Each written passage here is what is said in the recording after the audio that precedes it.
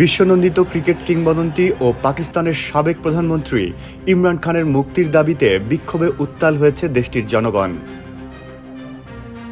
বিশেষ করে মার্কিন নির্বাচনে রিপাবলিকান প্রার্থী ডোনাল্ড ট্রাম্প প্রেসিডেন্ট নির্বাচিত হওয়ার পর থেকে উত্তপ্ত হয়ে উঠেছে পাকিস্তানের রাজনৈতিক অঙ্গন।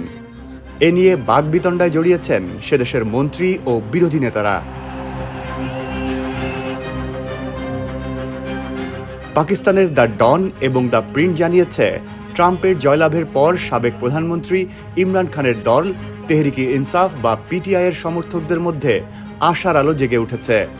দ্য ডন ও দ্য প্রিন্টের বরাত দিয়ে রাওয়ালপিন্ডি থেকে এএফপি এ খবর জানিয়েছে। পিটিআই নেতা সৈয়দ জুলফি বুখারি সংবাদ মাধ্যমকে বলেছেন, আমি রিপাবলিকান পার্টির নবনির্বাচিত প্রেসিডেন্ট ডোনাল্ড ট্রাম্পের মেয়ে ইভাঙ্কা ও জামাতা জ্যারেড কুশনারের সঙ্গে ইমরান খানের ওপর দমনপীড়ন নিয়ে আলোচনা করব। তিনি বলেন, ইমরানের প্রতি ট্রাম্পের সফট কর্নার রয়েছে।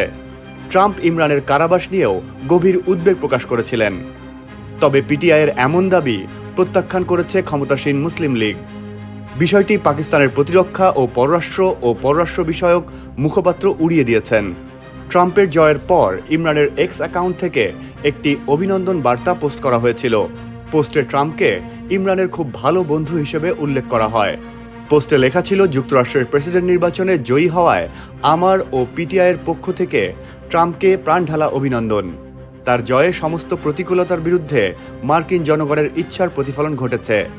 গণতন্ত্র ও মানবাধিকারের প্রতি পারস্পরিক শ্রদ্ধার ভিত্তিতে পাকিস্তান ও মার্কিন সম্পর্কের ক্ষেত্রে ট্রাম্প ভালো হবেন। আমরা আশা করি বিশ্বব্যাপী শান্তি, মানবাধিকার ও গণতন্ত্রের প্রতি তিনি জোরালো ভূমিকা রাখবেন।